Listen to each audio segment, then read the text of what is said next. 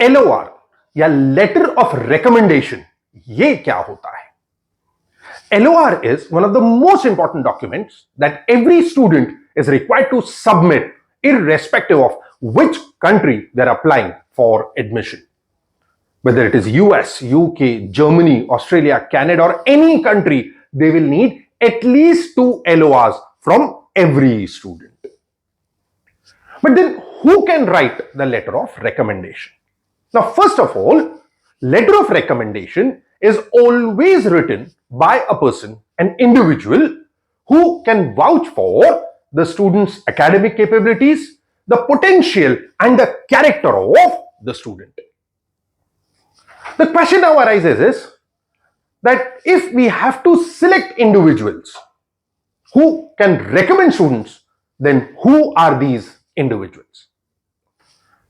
There are 6 different individuals who can actually write a letter of recommendation for the student. First one are your teachers and professors. If you are currently part of a course, तो college में whoever are the teachers who are teaching you or the professors under whom you are getting trained, they are the ones who can write your letter of recommendation.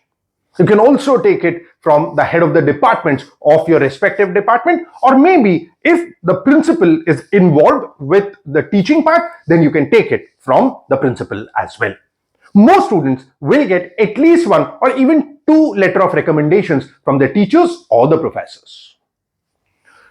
The second individuals are academic advisors.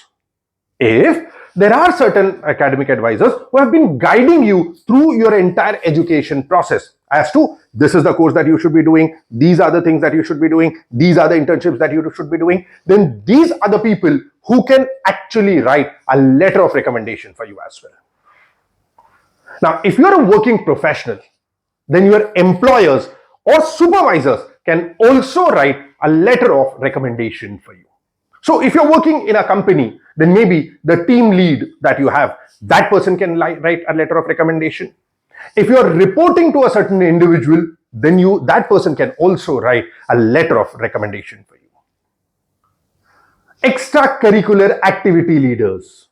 Now, suppose you are studying a particular course, but you are also involved with, say, the football team of that particular institute. Then the coach of that particular team, or maybe the person who heads that particular department, can also write the letter of recommendation for you.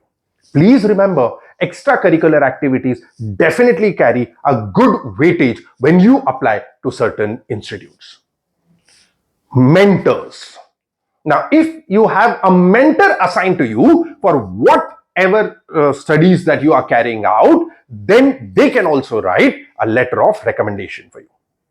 Finally, if you are applying for a research-based program or maybe a PhD, then whatever is the research work that you've been doing, then your research advisors, someone who has been supervising the research, approving the research that you have been doing, they can also write letter of recommendations for you.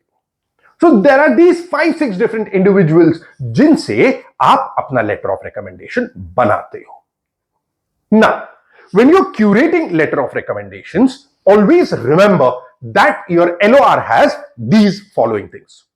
सबसे पहले, the LOR has to be on the official letterhead of the department or whichever is the organization that the person who is writing the LOR for you is working for. So it can't be just on a plain paper. One, it has to be on the letterhead. Apart from the usual stuff that anybody would write in an LOR, please remember, you will need to have the contact number, the direct contact number of the person who has written that LOR on that particular document.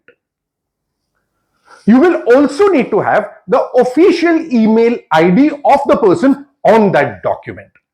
So if, say, somebody is working for an XYZ college, then the person name, they'll have an email ID like person name @ maybe XYZ college, maybe .in. Now that is the ID that we need. If you say, my professor name is ABC, then abc@gmail.com, no, that is not accepted. It has to be an official ID.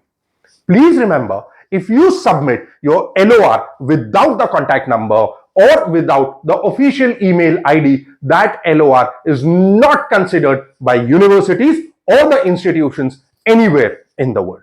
So always keep in mind that your LOR is formatted properly, it's grammatically correct, and just make sure that whatever information we just mentioned, they are all part of the document that you are creating.